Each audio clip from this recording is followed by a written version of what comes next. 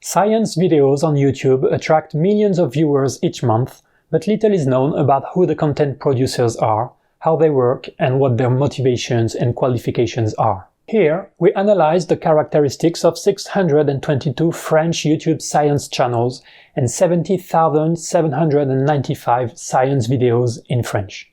We also complement this analysis with a survey of 180 of these YouTubers. We focus on 3 questions. Who are the science communicators? What are the characteristics of their channels? And are there differences between institutional and non-institutional communicators? We show that French science communicators on YouTube are mostly young men, highly qualified, and usually talking about their topic of expertise. Many of them do not earn enough money to make a living out of this activity and have to use personal money to run their channels. At the same time, many are not interested in making this activity their main source of income. Their main goal is to share science and stimulate curiosity as opposed to teach and entertain. While a small number of channels account for most of the views and subscribers, together they are able to cover a lot of scientific disciplines. Individuals usually focus on a couple of fields, while institutions cover a broader range of subjects.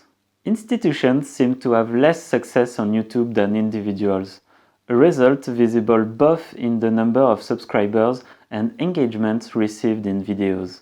We discussed the potential factors behind this discrepancy, such as the lack of personality of institutional channels, the high number of topics they cover, or the fact that institutions may have one additional goal than individual, to present and promote the institution itself. YouTube is the second biggest website behind the Google search engine according to the Alexa ranking. But YouTube is much more than a website. It is a main driver of participatory culture, allowing diverse types of communicators to produce diverse types of video content for diverse types of users. It is a key element in digital culture, and it is one of the most relevant communication channels. It comes as no surprise that the field of science communication has realized the relevance of YouTube. Science has long been a considerable part of YouTube's content, and tens of thousands of science-related videos are available in the present day. YouTube is also one of the public's most important sources for scientific content, as shown in surveys for countries like France, Germany, and Switzerland. YouTube's relevance is even higher amongst younger people, and therefore likely to increase over time. Nonetheless, science vulgarization research on YouTube is still in its infancy. When it comes to the science communicators themselves and their resources, intentions, and motivations, large quantitative studies are scarce.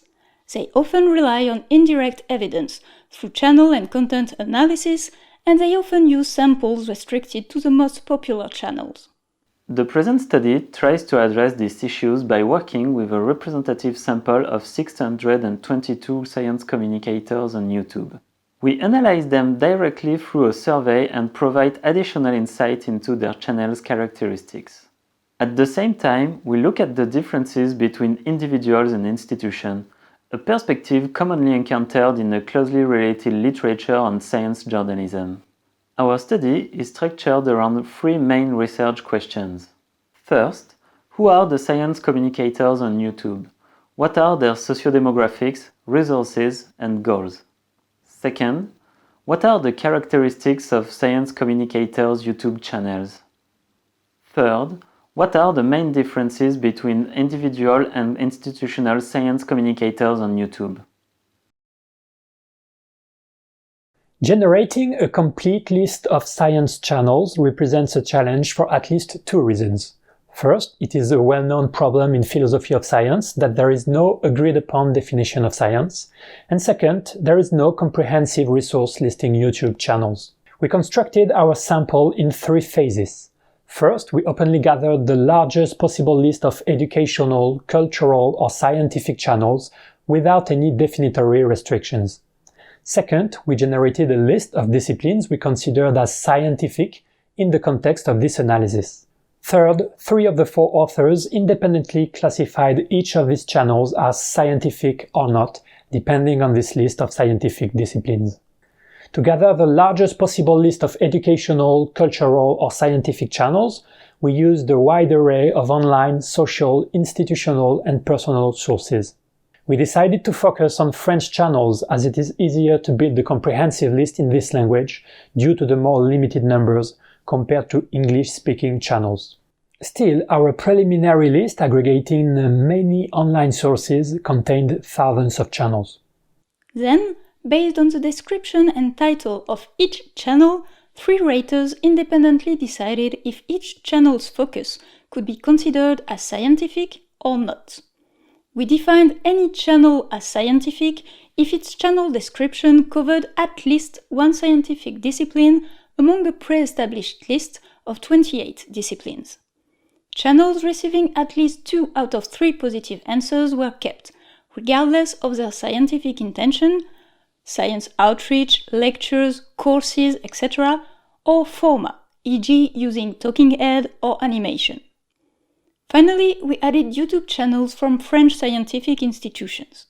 Institutions include research institutes, science outreach organizations, universities, and higher education schools.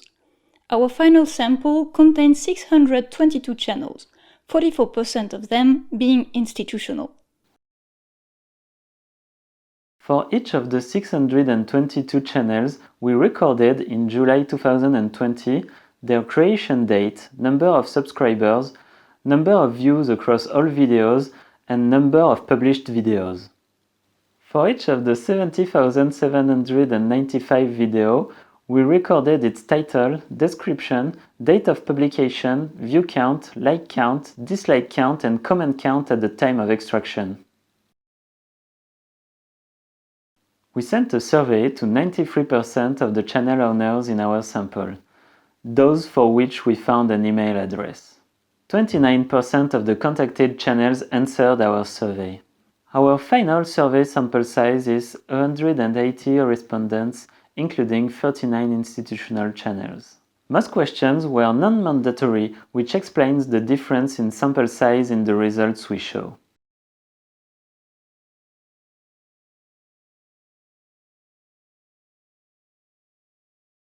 Individual communicators tend to be young adults, predominantly male and highly educated, with 69% of them having at least a master's degree.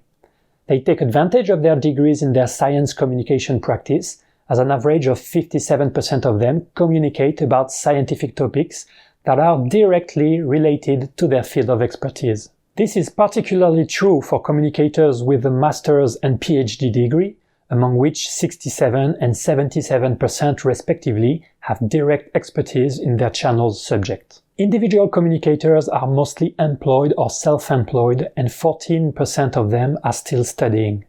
87% of them did not have a formal training in video making before creating their channels and classified themselves as self-taught. This percentage drops to 54% for people managing institutional channels, while 85% of them report having been trained in scientific communication or outreach.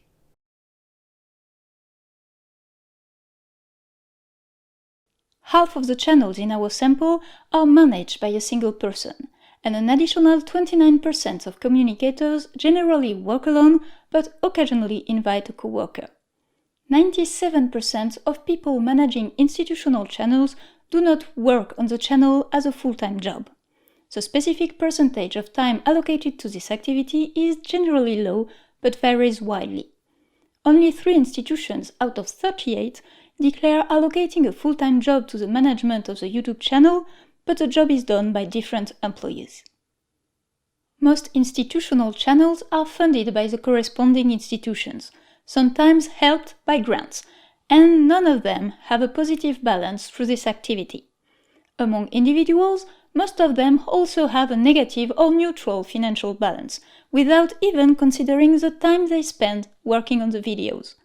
They generally use personal sources of income to cover the channel's expenses. Donations or crowdfunding and advertisement also represent a commonly mentioned source of income. This does not mean that doing science vulgarization on YouTube is a profitable activity. Only 12% of communicators report earning more than €1,000 per month, and per person involved, while on the other hand, 44% of them report having no revenue at all. Among individual creators who have had a positive income balance since the creation of their channel, only 22% declare having enough to make a living. Interestingly, only 14% of content communicators who do not receive their main source of income from their channel would like this to be the case. 29% would appreciate if it could be a secondary source of income. 19% just want to have a neutral balance, and 38% are not interested at all in earning money through their channel.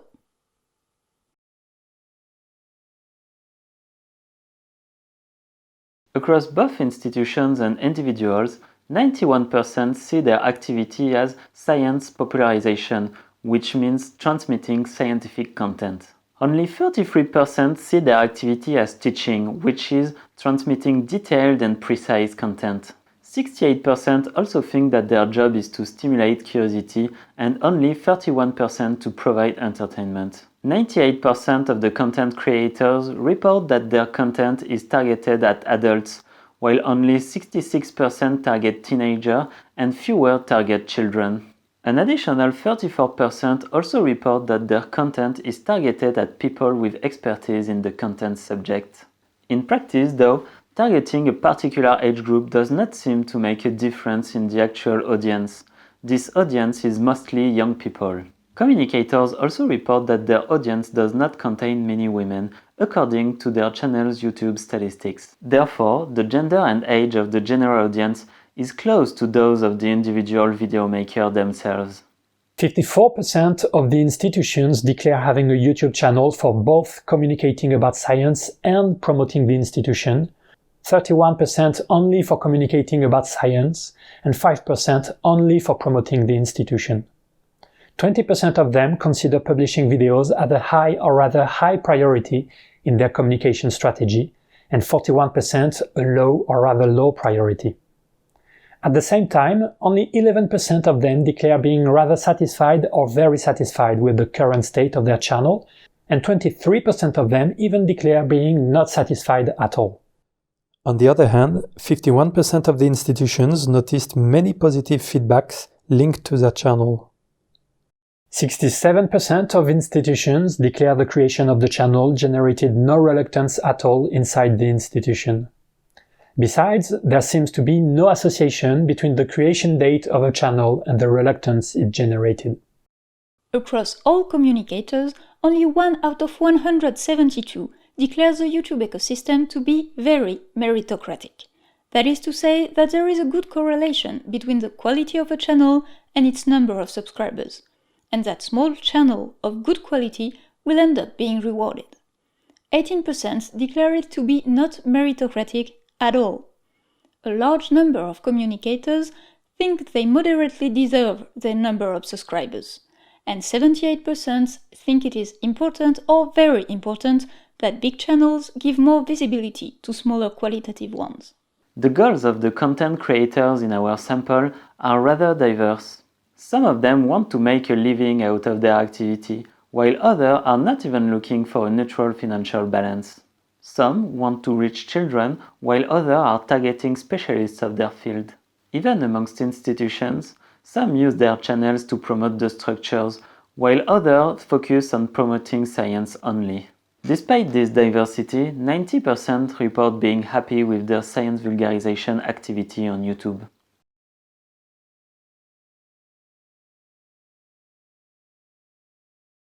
Most of the channels were created after 2010, with a notable difference between institutional and individual ones. Institutional channels were generally created earlier than individual channels. Institutions publish more videos per year than non-institutions. This result is observed in both the survey and the YouTube data.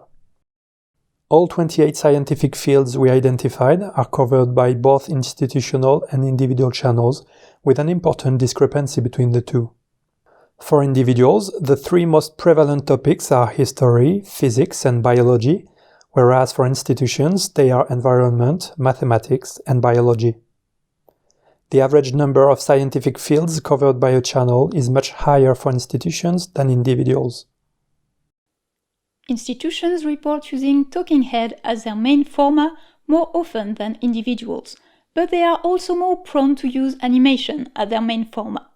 Individuals, on the other hand, indicate that they sometimes use talking head and animations, showing that they might be more prone to mixing approaches. Channels managed by individuals have more subscribers than institutional ones, with only 2% of institutional channels having above 100,000 subscribers and none above 1 million, compared to 18% and 2% respectively for individuals. Gini coefficients calculated on the number of subscribers confirm the strong inequalities among both individuals and institutions.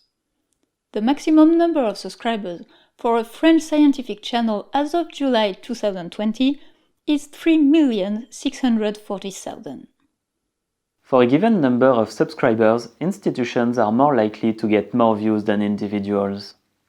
The more subscribers a channel has, the more views per subscriber it will have. The association between the number of subscribers and the number of views is linear, with a slope above 1 for individuals and slightly below 1 for institutions. This result implies that for individuals, multiplying the number of subscribers by 10 will multiply the number of views by more than 10, while for institutions it will be multiplied by only 9.4. Although institutional channels have more views per subscribers, they fail to engage their audience as well as individual channels. All indicators we recorded are lower for institutional channels than for individual ones. For instance, institutional videos rarely reach a likes-view ratio above 5%, while it's not uncommon to obtain such a level of engagement on individual channels. Institutional channels also receive fewer comments per view than individual channels.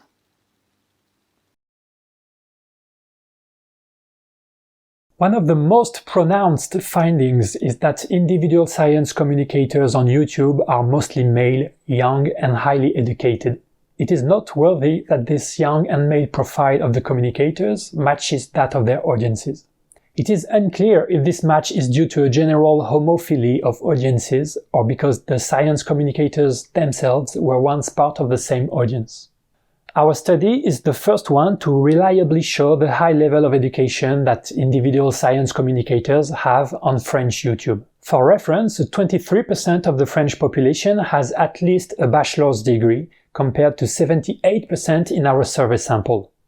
Running a YouTube channel is rarely a profitable activity for both individual and institutional communicators. More than 50% of individual communicators do not want to make money with their channel or just want to break even. The picture is very similar for institutional science communicators. Running the YouTube channel is funded through the institution's budget, and the overall financial balance of their channels is mostly negative or neutral at best. These findings are interesting when comparing the financial situation of science communicators on YouTube with the structural problems of science journalism. It seems that only a few select individuals can make a living off these activities, a long-tail distribution that is also described for the digital music industry. This suggests that the smaller science communicators are more likely to eventually run out of personal or financial resources, being replaced by the next generation. At the same time, it seems unlikely that science journalists could use YouTube as a primary source of income. Institutional communicators are in a more comfortable position, using their institution's budget, and could presumably be more successful if they prioritize their channels more. Channels owned by individuals have more subscribers than channels owned by institutions. Our data shows that very few institutional channels reach the 100,000 subscribers bar and none reach the million. This cannot be attributed to the channel's age, since institutional channels were generally created before individual channels and uploaded their first video shortly afterwards. Other indicators tell the same story. Individuals and institutions sharply differ on the engagement they receive. Individuals get more likes and more comments per view.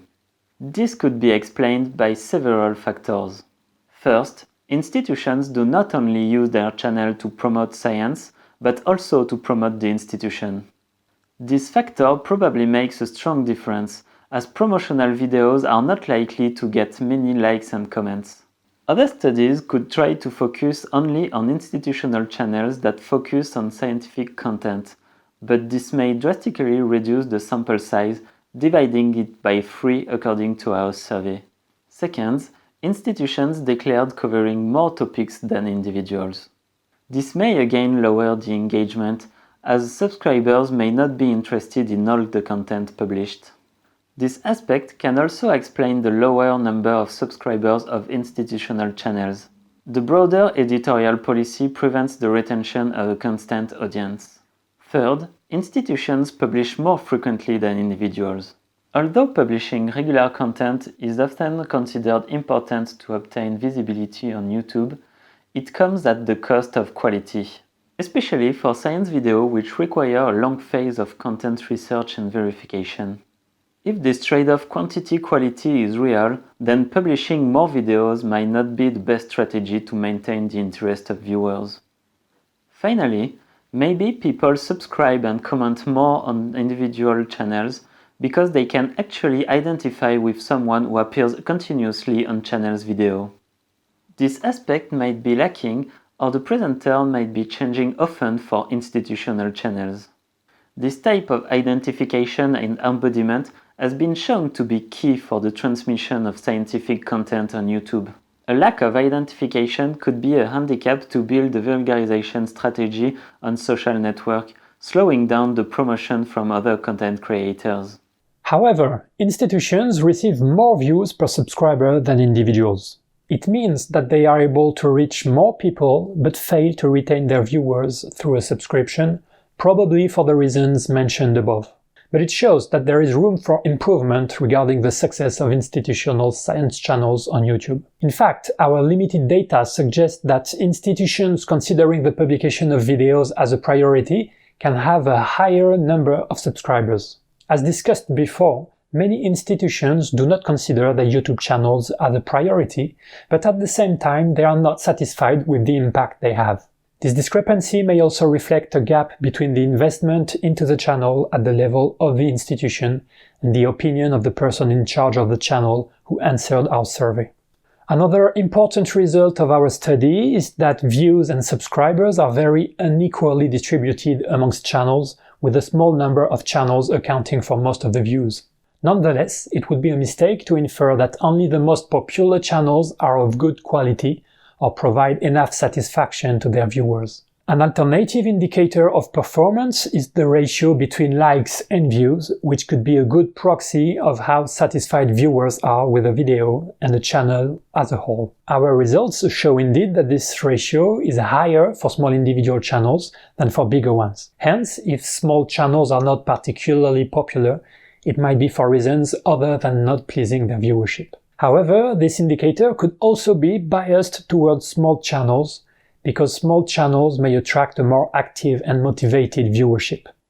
In any case, many communicators are well aware that their success, or lack thereof, is in part out of their control, and only one science communicator in our sample thinks that YouTube is very meritocratic. They recognize the importance of being promoted by a more successful communicator for a channel to earn subscribers. A factor that is indeed not only linked to the internal quality of a channel, but also to the network built by the creator, which may be weak for institutional channels. Another interesting fact is that very few channels were created in the last 3 years. This could suggest a fierce competition where channels established earlier are preventing smaller ones to grow and become known, or be created in the first place. This competition does not have to be direct. It could be that viewers are satisfied with the content they currently watch and have stopped searching actively for new channels. It could also simply reflect the fact that recent channels had less time to grow for us to know about their existence and for them to know about our attempt to identify them, and were therefore not included in our sample.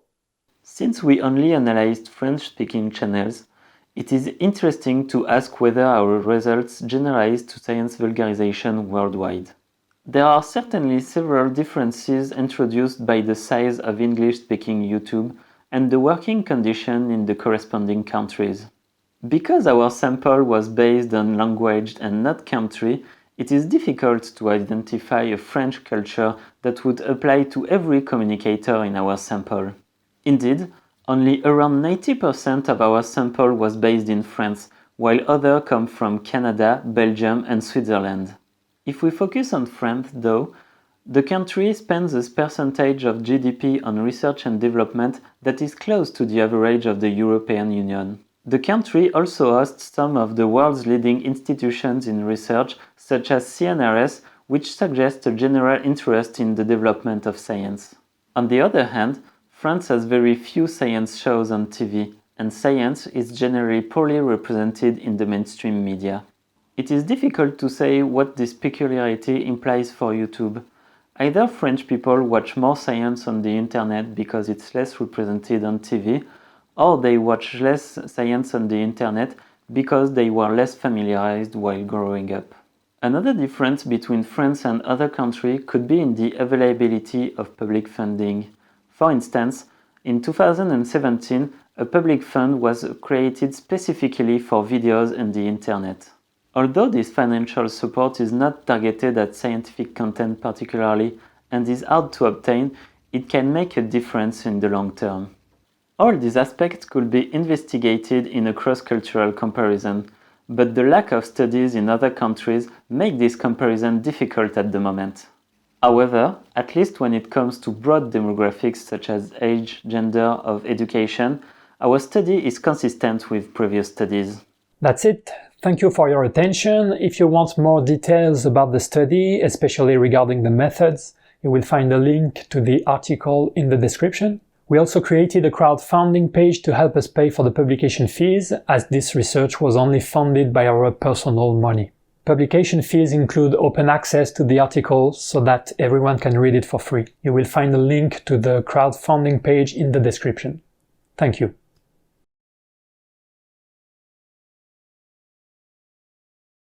Bonjour tout le monde, cette vidéo est la version vidéo d'un article scientifique que j'ai écrit avec d'autres chercheurs pour analyser le YouTube de science. C'est volontairement peu vulgarisé pour coller au plus près de l'article, ne vous en étonnez pas. C'est parti. Les vidéos de science attirent des millions de spectateurs chaque mois sur YouTube, mais on sait peu de choses sur l'identité des vidéastes, leur mode de travail, leur motivation et leur qualification. Nous vous proposons d'analyser les caractéristiques de 622 chaînes et 70 795 vidéos scientifiques en français et de compléter cette analyse par une enquête menée auprès de 180 de ces YouTubeurs. Nous nous concentrons sur 3 questions. Qui sont les vulgarisateurs scientifiques? Quelles sont les caractéristiques de leur chaîne? Et y a-t-il des différences entre les vulgarisateurs institutionnels et non institutionnels? Notre étude montre que les vulgarisateurs scientifiques francophones sur YouTube sont pour la plupart jeunes, de sexe masculin, hautement diplômés et parlent généralement de leur domaine d'expertise. La majorité d'entre eux ne gagnent pas assez d'argent pour vivre de cette activité et doivent utiliser leurs ressources personnelles pour faire fonctionner leur chaîne. Dans le même temps, beaucoup ne souhaitent pas faire de cette activité leur principale source de revenus. Leur objectif est majoritairement de partager la science et stimuler la curiosité plutôt que d'enseigner ou de divertir. Bien qu'un petit nombre de chaînes concentrent la plupart des vues et des abonnés, ensemble, elles arrivent à couvrir de nombreuses disciplines. Les particuliers se concentrent généralement sur des domaines précis, là où les institutions parlent de sujets plus variés. Les institutions semblent avoir moins de succès sur YouTube que les particuliers, un résultat visible à la fois dans le nombre d'abonnés et dans l'engagement reçu sur les vidéos. Nous discutons des facteurs potentiels derrière ces différences, comme le manque de personnalité des chaînes institutionnelles, le nombre élevé des sujets traités, ou encore le fait que ces chaînes puissent avoir un objectif supplémentaire, présenter et promouvoir l'institution elle-même. YouTube est le deuxième plus gros site web au monde derrière le moteur de recherche Google, selon le classement Alexa. Mais YouTube est bien plus qu'un site web. C'est un des moteurs centraux de la culture participative permettant à divers types de vulgarisateurs de produire des contenus variés pour des utilisateurs variés. C'est un élément clé de la culture numérique et c'est un des canaux de vulgarisation les plus pertinents aujourd'hui. Il n'est donc pas surprenant que le domaine de la vulgarisation scientifique ait pris conscience de la pertinence de YouTube. La science a longtemps constitué une part non négligeable du contenu de YouTube et des dizaines de milliers de vidéos scientifiques sont disponibles aujourd'hui. YouTube est également une des sources de contenu scientifique vers laquelle se tourne le plus le public, comme le montrent les enquêtes menées dans des pays comme la France, l'Allemagne et la Suisse. L'utilisation de YouTube est encore plus grande chez les jeunes et donc susceptible d'augmenter dans le temps. Néanmoins, la recherche universitaire à propos de la vulgarisation scientifique sur YouTube n'en est qu'à ses débuts. Concernant les vulgarisateurs scientifiques eux-mêmes, leurs ressources, leurs intentions et leurs motivations, les études quantitatives de grande envergure sont rares.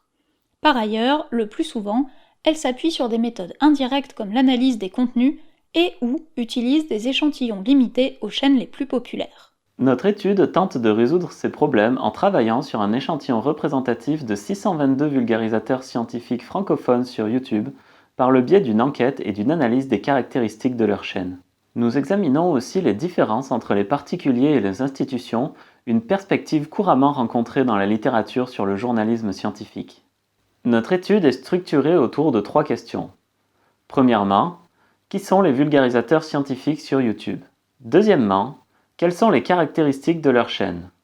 Et troisièmement, quelles sont les principales différences entre les vulgarisateurs scientifiques particuliers et les vulgarisateurs scientifiques institutionnels sur YouTube? Établir une liste exhaustive de chaînes YouTube de sciences est un défi pour au moins 2 raisons. C'est un problème bien connu en philosophie des sciences qu'il n'y a pas de définition consensuelle de ce qu'est la science, et il n'existe pas non plus de liste exhaustive des chaînes YouTube en général. Nous construisons donc notre échantillon en 3 étapes. Premièrement, nous assemblons la plus grande liste possible de chaînes éducatives, culturelles ou scientifiques au sens large, sans aucune restriction a priori.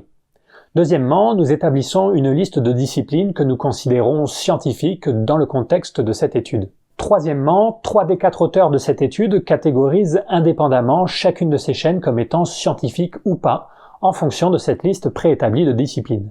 Tout d'abord, afin de constituer la plus grande liste possible de chaînes éducatives, culturelles ou scientifiques, nous utilisons un large éventail de ressources en ligne, qu'elles soient sociales, institutionnelles ou personnelles. Nous ne répertorions que les chaînes francophones parce qu'il est plus facile d'être exhaustif dans cette langue qu'en anglais par exemple, où beaucoup plus de chaînes existent. Mais même en se concentrant sur les chaînes en français, nous réussissons à rassembler après cette étape plusieurs milliers de chaînes. Ensuite, en s'appuyant sur la description et le titre de chaque chaîne, 3 personnes votent indépendamment pour déterminer si elle peut être considérée comme scientifique. Pour être considérée comme telle, sa description doit couvrir au moins une discipline figurant dans une liste préétablie de 28 disciplines scientifiques. Les chaînes ayant reçu au moins 2 votes positifs sur 3 sont conservées, indépendamment des intentions de leurs auteurs, qu'ils fassent de la vulgarisation scientifique, des conférences, des cours ou autres, et du format, par exemple du face caméra ou de l'animation. Enfin, nous complétons l'échantillon en ajoutant les chaînes YouTube de différentes institutions scientifiques françaises, les instituts de recherche, les organismes membres de l'AMCSTI, les universités et les grandes écoles. Notre échantillon final contient 622 chaînes, dont 44% sont institutionnelles.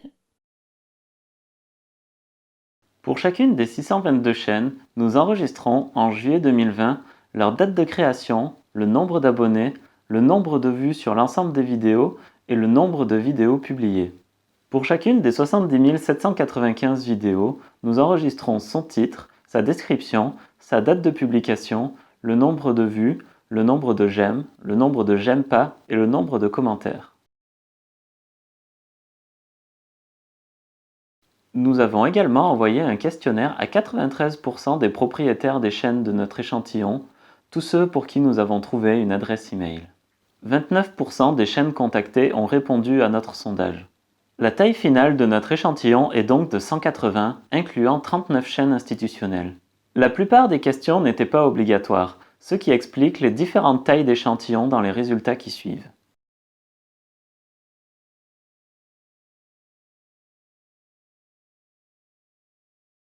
Les vulgarisateurs particuliers sont généralement de jeunes adultes, principalement des hommes et très diplômés, 69% d'entre eux ayant au moins un master. Ils tirent profit de leur diplôme dans leur pratique de la vulgarisation scientifique, car 57% d'entre eux communiquent sur des sujets qui sont directement liés à leur domaine d'études. C'est particulièrement vrai pour les vulgarisateurs titulaires d'un master et d'un doctorat, qui ont à 67% et 77% respectivement une expertise directe dans le domaine qu'ils enseignent. Les particuliers sont pour la plupart salariés ou travailleurs indépendants et 14% d'entre eux sont encore étudiants. 87% n'avaient pas de formation officielle en tournage ou montage vidéo avant de lancer leur chaîne et s'autodécrivent comme autodidactes. Ce pourcentage tombe à 54% pour les personnes qui gèrent des chaînes institutionnelles, tandis que 85% d'entre elles déclarent avoir été formées à la vulgarisation scientifique.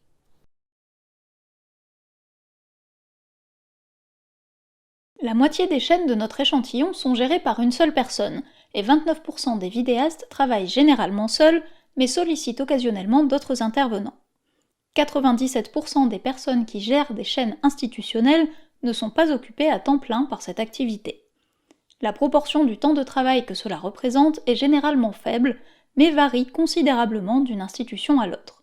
Seules 3 institutions sur 38 déclarent affecter un emploi à temps plein à la gestion de leur chaîne YouTube, ce travail étant effectué par des employés différents. La plupart des chaînes institutionnelles sont financées par leurs institutions de tutelle, parfois aidées par des subventions. Mais le bilan financier correspondant n'est jamais positif. La majorité des particuliers ont également un bilan financier négatif ou neutre, même sans prendre en compte le temps consacré à la production des vidéos.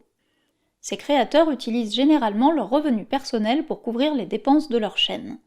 Le financement participatif et la publicité sont également des sources de revenus fréquemment citées. Cela ne signifie pas pour autant que la vulgarisation scientifique sur YouTube soit une activité rentable. Seuls 12% des vulgarisateurs déclarent gagner plus de 1 000 € par mois et par personne, tandis que 44% déclarent ne pas avoir de revenus du tout. Parmi les particuliers ayant un bilan financier positif depuis la création de leur chaîne, seuls 22% déclarent gagner assez d'argent pour en vivre. Il est intéressant de noter que seuls 14% des vulgarisateurs dont la chaîne n'est pas la principale source de revenus aimeraient que ce soit le cas. 29% apprécieraient que cela puisse être une source de revenus secondaire, 19% souhaitent simplement avoir un bilan financier neutre, et 38% ne souhaitent pas gagner d'argent par le biais de leur chaîne.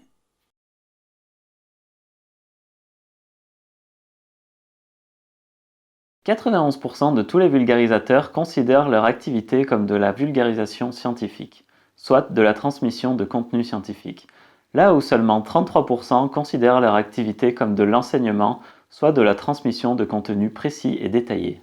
68% pensent que leur travail consiste à stimuler la curiosité et seulement 31% à divertir. 98% des vulgarisateurs déclarent que leur chaîne s'adresse aux adultes, mais pas nécessairement exclusivement, tandis que 66% ciblent aussi les adolescents. Les enfants sont beaucoup moins ciblés. En outre, 34% des vulgarisateurs déclarent que leur contenu s'adresse à des personnes ayant une expertise dans le domaine concerné. En pratique, cibler une tranche d'âge particulière ne semble pas faire de différence sur le public atteint, le public étant majoritairement composé de jeunes dans tous les cas.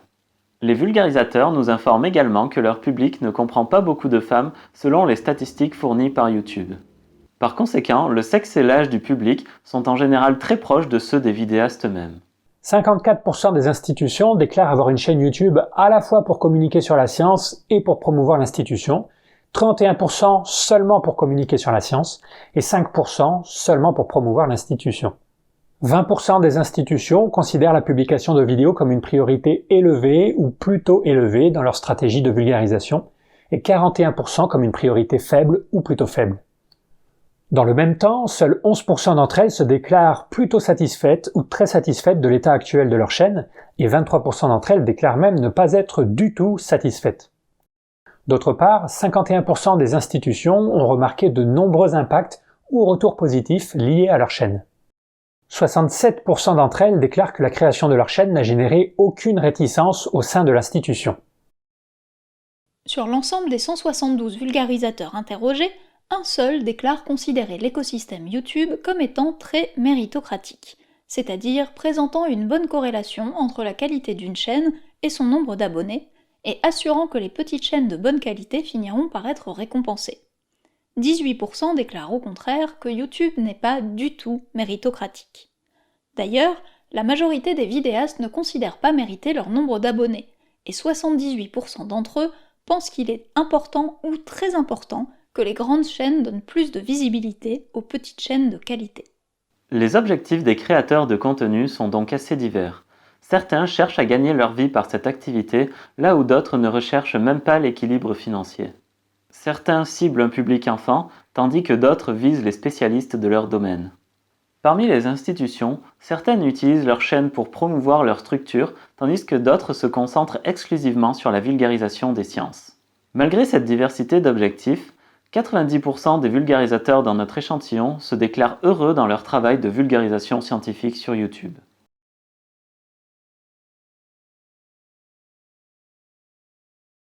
La plupart des chaînes ont été créées après 2010 avec une différence notable entre les chaînes des institutions et celles des particuliers. Les chaînes institutionnelles ont généralement été créées avant les chaînes des particuliers. Les institutions publient plus de vidéos par an que les particuliers. Les 28 domaines scientifiques que nous avons identifiés sont couverts à la fois par les chaînes institutionnelles et les chaînes des particuliers, mais avec un écart important entre les deux. Chez les particuliers, les 3 sujets les plus vulgarisés sont l'histoire, la physique et la biologie, tandis que pour les institutions, ce sont l'environnement, les mathématiques et la biologie. Le nombre moyen de domaines scientifiques couverts est beaucoup plus élevé chez les institutions que chez les individus. Les institutions déclarent utiliser le format face caméra comme format principal plus souvent que les particuliers, mais elles sont également plus enclines à utiliser l'animation comme format principal.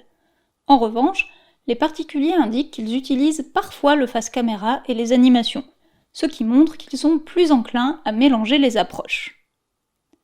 Les chaînes gérées par des particuliers ont plus d'abonnés que les chaînes institutionnelles. Seulement 2% des chaînes institutionnelles ont plus de 100 000 abonnés, contre 18% pour les particuliers, et aucune ne dépasse le million d'abonnés, contre 2% pour les particuliers. Les abonnés et les vues sont très inégalement répartis, un petit nombre de chaînes en concentrant la plupart. Des coefficients de Gini calculés sur le nombre d'abonnés confirment ces fortes inégalités, aussi bien parmi les individus que parmi les institutions. Le nombre maximum d'abonnés pour une chaîne scientifique francophone en juillet 2020 est de 3 640 000. Pour un nombre d'abonnés donné, une institution obtient plus de vues qu'un particulier. Plus une chaîne a d'abonnés, plus elle aura de vues par abonné. L'association entre le nombre de vues et le nombre d'abonnés est linéaire avec une pente supérieure à 1 pour les particuliers et légèrement en dessous de 1 pour les institutions. Ce résultat implique que pour les particuliers, multiplier son nombre d'abonnés par 10 multiplie le nombre de vues par plus que 10, précisément par 12,2. Pour les institutions, il sera multiplié par 9,4. Bien que les chaînes institutionnelles aient plus de vues par abonné, elles ne parviennent pas à intéresser leur public autant que les chaînes particulières. En effet, tous les indicateurs d'engagement que nous avons enregistrés sont plus faibles pour les chaînes institutionnelles que pour les chaînes de particuliers. Par exemple, les vidéos institutionnelles atteignent très rarement un rapport j'aime sur vue supérieur à 5%, là où il n'est pas rare d'obtenir un tel niveau d'engagement sur les chaînes de particuliers. Les chaînes institutionnelles reçoivent également moins de commentaires par vue que les chaînes de particuliers. Une première conclusion importante est que les vulgarisateurs scientifiques sur YouTube sont pour la plupart des hommes, jeunes et très diplômés. C'est intéressant de noter que ce profil jeune et masculin correspond à celui du public. Cette concordance peut venir d'une homophilie entre les créateurs et leur public, ou du fait que les vulgarisateurs scientifiques sont eux-mêmes issus d'une certaine population qui s'intéresse particulièrement à la science. Notre étude est la première à montrer de manière fiable le haut niveau d'éducation des vulgarisateurs scientifiques. 78% des sondés dans notre échantillon possèdent au moins une licence, alors que ce pourcentage n'est que de 23% dans la population française générale.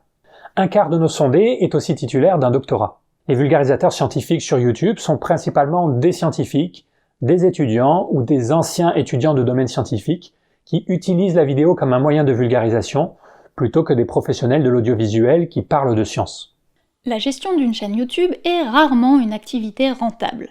Plus de 50% des particuliers ne veulent pas gagner d'argent avec leur chaîne ou souhaitent simplement atteindre l'équilibre financier. La situation est très similaire pour les institutions, qui financent leur chaîne sur leur budget propre. Le bilan financier global de ces chaînes est le plus souvent négatif ou, au mieux, neutre. Ces résultats peuvent être comparés avec les problèmes structurels du journalisme scientifique. Seuls de rares individus semblent pouvoir vivre de ces activités, une situation également observée dans l'industrie musicale. Cela suggère que les vulgarisateurs scientifiques touchant peu de public ont plus de risques de finir par manquer de ressources, personnelles ou financières, et d'être remplacés par une nouvelle génération de vidéastes. Il semble également peu probable que les journalistes scientifiques puissent compter sur YouTube comme source principale de revenus. Les vulgarisateurs institutionnels sont dans une position plus confortable grâce au budget fourni par leur structure de tutelle.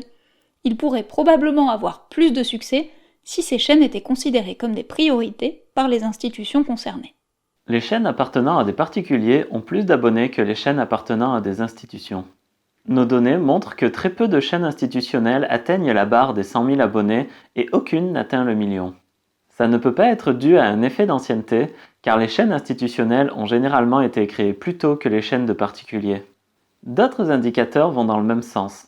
Les institutions et les particuliers diffèrent fortement dans l'engagement qu'ils reçoivent, les particuliers recevant plus de j'aime et de commentaires par vue. Plusieurs facteurs peuvent expliquer cette différence.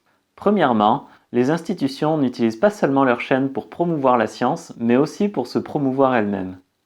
Ce facteur fait probablement une grosse différence, car les vidéos promotionnelles sont peu susceptibles de recevoir beaucoup de likes et de commentaires. De prochaines études pourraient essayer de se concentrer sur les chaînes institutionnelles ne publiant que du contenu de vulgarisation scientifique. Mais cela pourrait grandement réduire l'échantillon, le divisant par 3 selon nos données. Deuxièmement, les institutions déclarent couvrir plus de domaines que les particuliers. Cela peut aussi réduire l'engagement, car les abonnés pourraient ne pas être intéressés par toutes les vidéos publiées.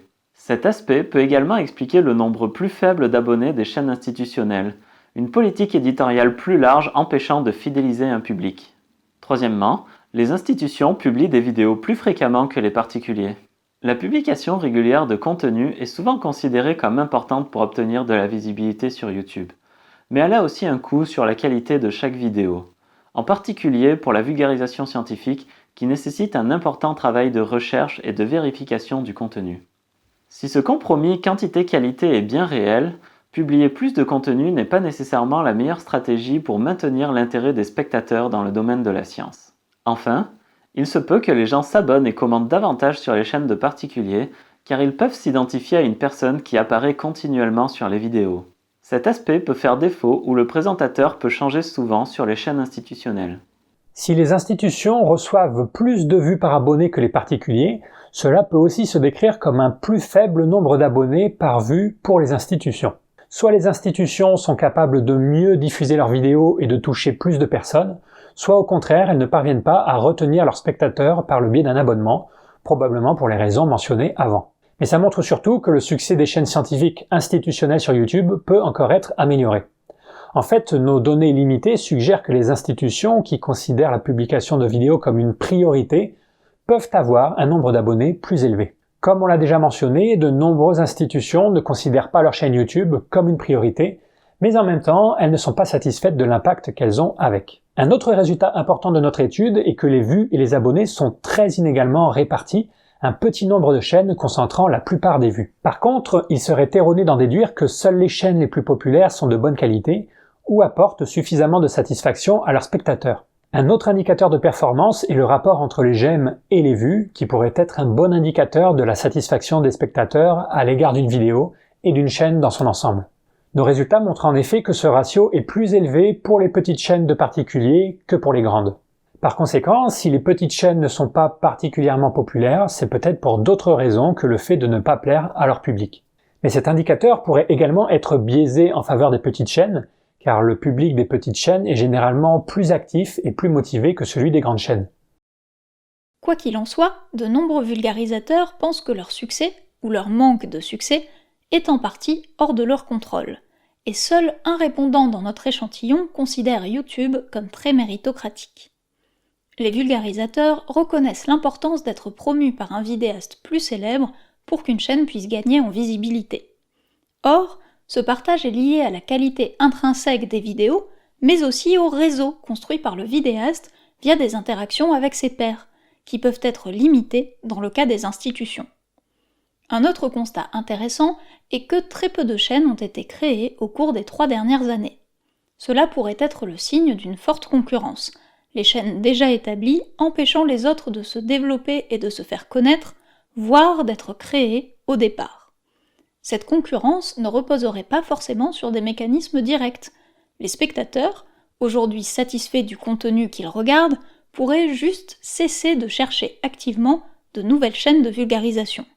Cependant, ce faible nombre de chaînes récentes pourrait aussi refléter un simple manque de temps pour se développer et construire un réseau d'interaction. Nous avons pu les omettre par méconnaissance, tout comme leurs créateurs ont pu louper notre recensement, conduisant à une non-inclusion dans notre échantillon. Comme notre analyse est restreinte aux chaînes francophones, il est intéressant de se demander si nos résultats peuvent être généralisés à d'autres pays. Il existe certainement des différences structurelles introduites par la taille du YouTube francophone et les conditions de travail dans les pays concernés. Comme notre échantillon est basé sur la langue parlée et non le pays, il est difficile d'identifier une culture française qui s'appliquerait à chacun des vulgarisateurs de notre échantillon. En effet, bien que 90% de notre échantillon déclare vivre en France, quelques vulgarisateurs vivent dans d'autres pays où le français est une langue officielle, comme la Belgique, la Suisse ou le Canada.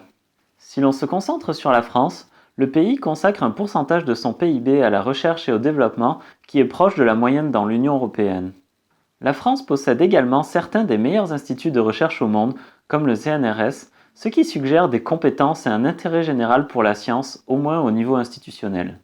Par contre, la France a très peu d'émissions scientifiques à la télévision et la science est généralement peu représentée dans les médias grand public. Il est difficile de prédire ce que cette particularité implique pour YouTube. Les gens pourraient regarder plus de science sur Internet car ce type de contenu n'est pas disponible à la télévision, ou ils pourraient regarder moins de science car ils y ont été moins familiarisés en grandissant. Une autre différence entre la France et d'autres pays pourrait se situer au niveau des financements publics. Par exemple, depuis 2017, une agence du ministère de la Culture finance des vidéos créées spécifiquement pour Internet. Bien que ce soutien financier ne vise pas particulièrement le contenu scientifique et qu'il soit difficile à obtenir, il pourrait faire la différence sur le long terme. Tous ces aspects pourraient être étudiés lors d'une comparaison interculturelle, mais le manque d'études dans d'autres pays rend cette comparaison difficile pour le moment. Au moins en ce qui concerne les données démographiques générales telles que l'âge, le sexe ou l'éducation, nos données vont dans le même sens que celles des études précédentes. C'est tout, merci de votre attention. Si vous souhaitez avoir plus de détails sur la façon dont l'étude a été faite, notamment en ce qui concerne les méthodes, vous trouverez un lien vers l'article dans la description de la vidéo. On a aussi créé une page de financement participatif pour nous aider à payer les frais de publication de cet article, puisque cette recherche n'est financée par aucun laboratoire et a entièrement été faite sur nos deniers personnels. Les frais de publication permettent le libre accès à l'article afin que tout le monde puisse le lire gratuitement. Le lien vers la page de financement participatif se trouve dans la description. Merci.